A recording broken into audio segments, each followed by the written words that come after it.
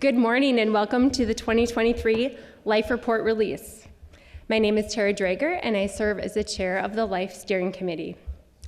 On behalf of the committee, I want to thank you all for coming this morning. We are excited to be here and back at it as we unveil the newest report. Before we get started this morning, I thought it would be helpful to provide a little bit of history about the report. The Life Report actually dates back to 1997, and we have been publishing a report every 2 years since, with the exception of this year where we had to take a little bit of a break, so we have a 3-year span. In addition to providing data that outlines our community strengths, opportunities, as well as identifying priority areas, the Life Report serves as a community health assessment for both of the hospitals as well as the health department. The purpose of the Life Report is to acknowledge community strengths and celebrate our progress. Use community data to inform the calls to action, and to serve as a catalyst by advancing community conversations around the identified priority areas and building strong partnerships. I would be remiss if I didn't mention all the great partnerships that exist within Marathon County that make this report what it is today. My job at Aspirus allows me to work in communities across Wisconsin and into Michigan. And I can honestly say that the collaboration that we have here in Marathon County is truly special. The fact that we have so many organizations committed to this work, not only just to review the data and put out the report, but to really come together and build solutions that make our community a better place for all is really amazing. So thank you to the many organizations that continue to support the Life Report. Thank you also to the funding partners that support Marathon County Pulse. If you're not familiar with this is our data platform housing all of our community data. And this is actually our first time completing the report with the platform fully up and running. Having access to a platform like this has really shifted the way that we create this report, from the subcommittees having to scramble to find reliable data, to actually being able to look at the data, identify the trends, and really have robust conversations around what the data is telling us. So thank you to all the organizations that continue to fund and support Pulse Platform. A big thank you to the United Way for being the supporting agency, making sure that the right partners are at the table, that the report is reliable and relevant, and is seen as a resource for our community. I know this is a bit of an eye chart, but thank you to the Life Report Steering Committee. The full list is online and in the snapshot that you'll receive later.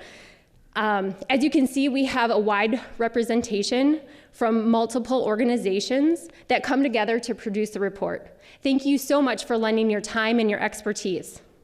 There are also countless others that serve on the subcommittees, reviewing data and making recommendations for priorities. Thank you to you also. And finally, thank you to the Life Report Advisory Committee.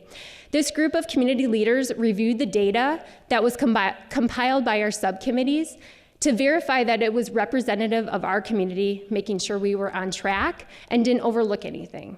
Thank you so much for your time and your insight.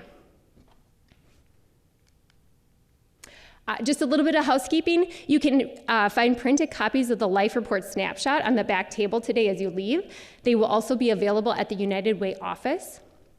You can also access the snapshot report and the full version of the colored Life Report on the United Way's website, as well as on Marathon County Pulse.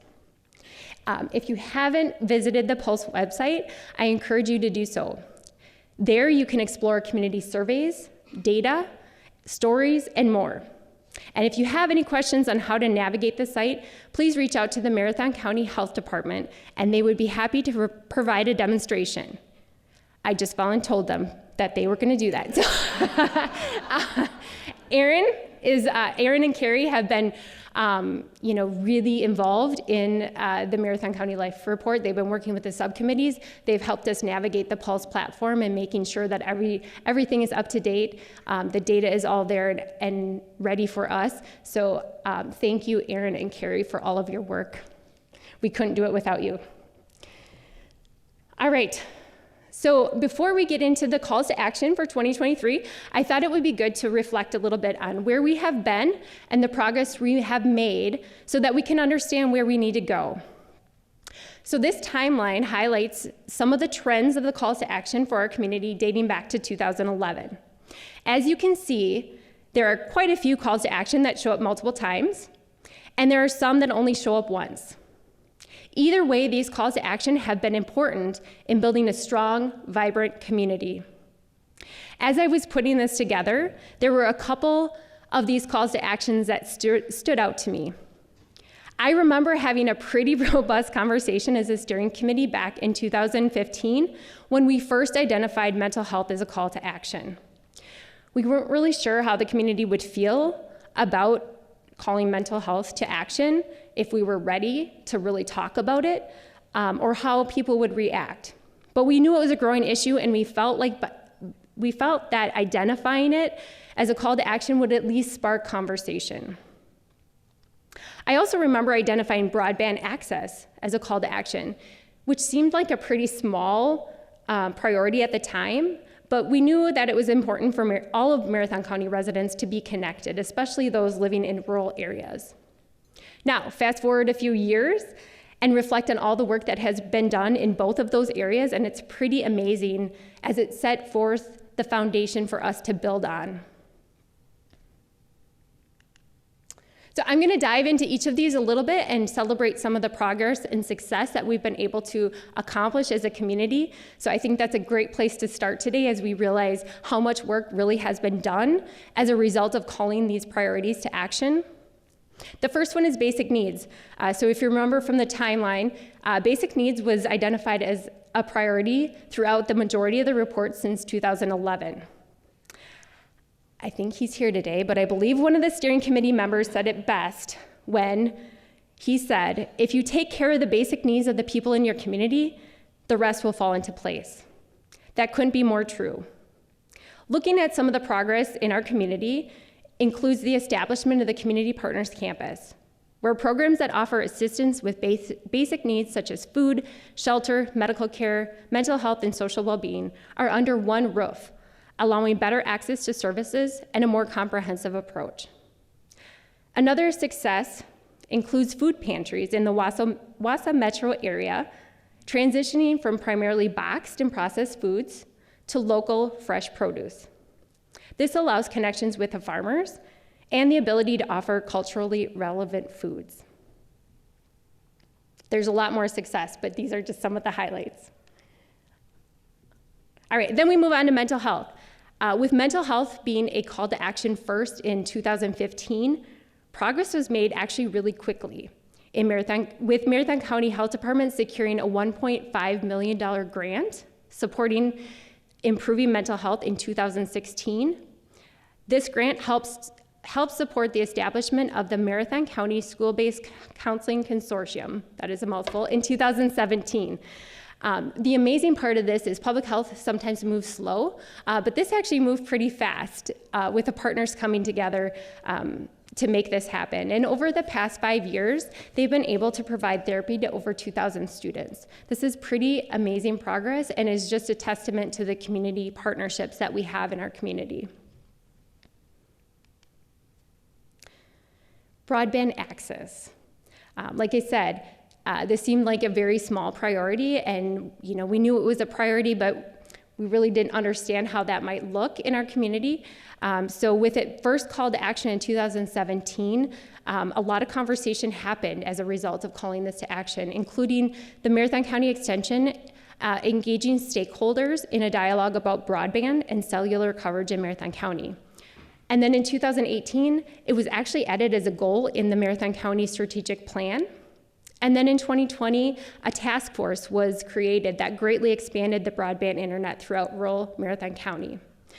These efforts will result in bringing access to more than 825 businesses and over 10,000 homes. So pretty impressive from a small point. And I think we can all say, as we reflect, having gone through the pandemic, that this was really important, that our rural folks especially had access and could be connected. Diversity, inclusion, and belonging.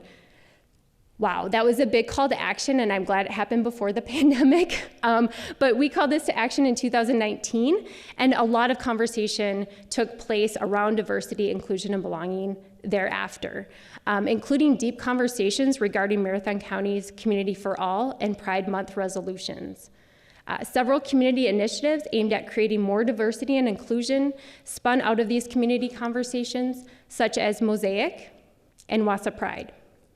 This is just the beginning of the conversation to make WASA a more welcoming place, and the work continues. Substance misuse. So if you saw on the timeline, this is the one call to action that threaded through every single report, dating back to 2011. So even though our community has been relentlessly working on this call to action, there is still work to be done. Part of this is that trends indicate that the rise in mental health needs correlates with an increase in substance use. They're very interrelated, and it's hard to work on one without the other oftentimes. But pretty amazing that strong community initiatives have been started, such as implementing 2 Marathon County crisis assessment response teams. And this pairs a law enforcement officer with a crisis professional, and they've been able to improve patient outcomes across the crisis situations that law enforcement responds to. And in 2018, the establishment of the Marathon County Fatal Overdose Review Team.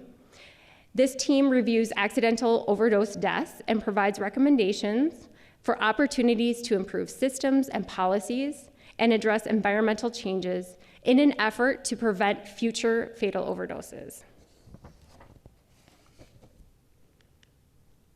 So looking back, we can see how much we have done. We can also see how much still needs to be done, which brings us to today. These are our 4 calls to action for the 2023 Life Report: mental health, substance misuse, childcare, public transportation. So what I really wanted to showcase today was, we've been working on some of these calls to action for a long time, right? And a lot of progress has been made, and we need to celebrate that. I think it's good to stop for a little bit and reflect, to really recognize all the work that has been done. As we go forward, there's still more work to be done to make our community a better place for all. So as we reflect on where we've been, the success and progress we have made, and the continued and new work that lies ahead, it's good to remember and recognize that we have made a lot of progress, and we should celebrate that. It's also good to recognize that these calls to action are complex, and they're oftentimes multi-generational. They're not going to be solved overnight, and they definitely won't be solved within the 2-year cycle of the report. They're ongoing. The calls to actions are intertwined and interconnected. There's no one organization that is positioned to address these issues alone. That's why it's so important to continue relying on the strong partnerships that we have built in our community. On an individual level, each of us plays a role in addressing these issues to improve the health and well-being of our community, no matter how big or how small that role might be. But thank you for your time, and remember that the Life Report snapshots are going to be on the back table as you leave today. So thank you.